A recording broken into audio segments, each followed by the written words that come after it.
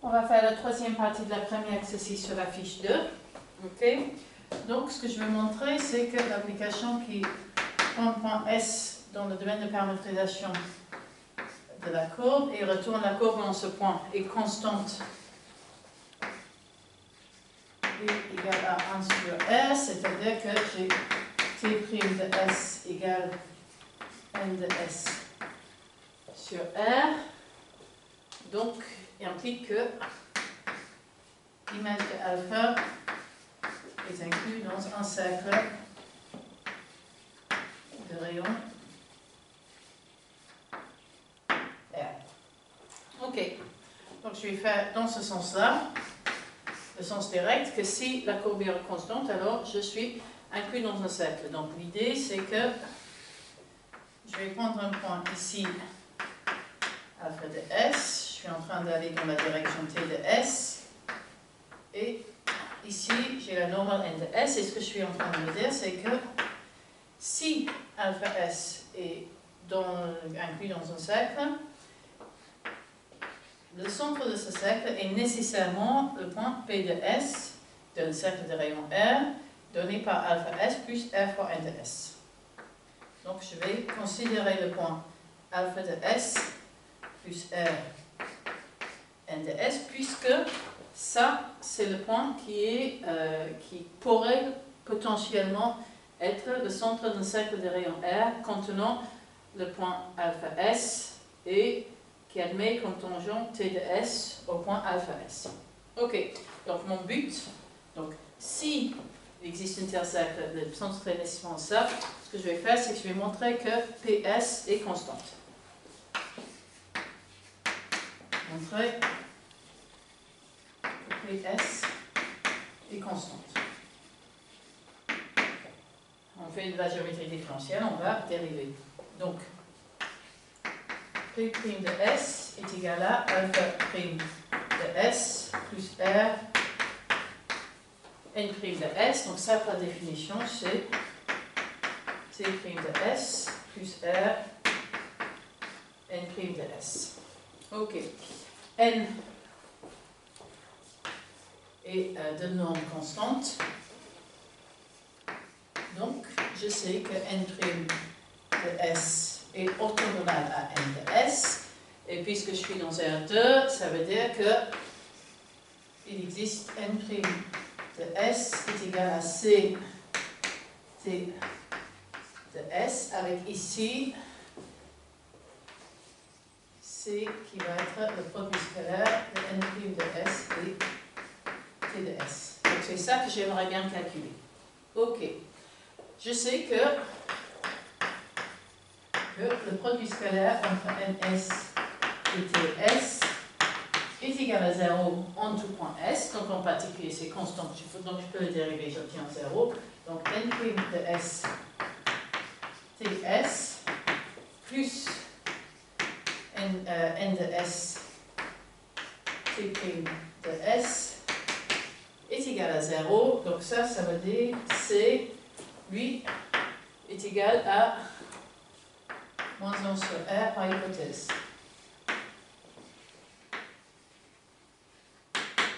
Ok, donc C est égal à moins 1 sur R. N' de S est égal à moins TS sur R. Pardon, c'est un T ici. Donc, P de S. P' de S est égal à 0. Donc, il existe un point P tel que P de S est égal à P pour tout S. Et en plus, pour tout S, la distance entre alpha de S et P de S, c'est la norme de RNS, mais NS par définition est toujours de longueur 1. Donc c'est R, donc le point alpha est toujours effectivement sur le cercle autour du point P et du rayon R. Ok, maintenant pour aller dans l'autre sens.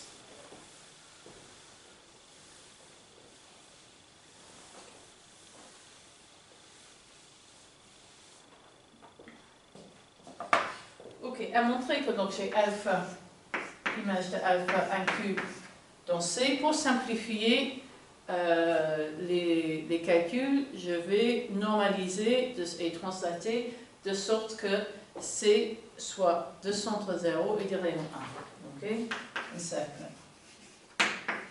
Après translation, et on met ici, je peux supposer que C est le centre de cette unité. Ok, donc je vais faire un calcul autour de alpha S. Ok, donc là, j'ai le point alpha S sur le cercle trigonométrique. Ok. Donc, je vais prendre un petit arc autour de alpha S et je vais dire qu'il existe une epsilon. Donc ça, c'est A arc autour de alpha S. Et ce que je vais dire, c'est qu'il existe un epsilon positif tel que alpha de S moins epsilon S plus epsilon est inclus dans A. Okay? Donc, une petite perturbation de alpha de S reste dans l'arc puisque alpha est continu. Ok. Donc, il existe une I dans R telle que l'application exponentielle complexe que je vais appeler E, qui va de I sur A et qui envoie le point T sur le point cos T sin T, lui, est une homéomorphisme. Un petit bout de arc, je peux paramétrer par un paramétrage trigonométrique.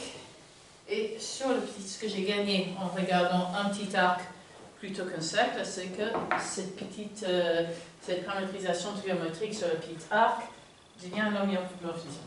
Ok? Et nomio.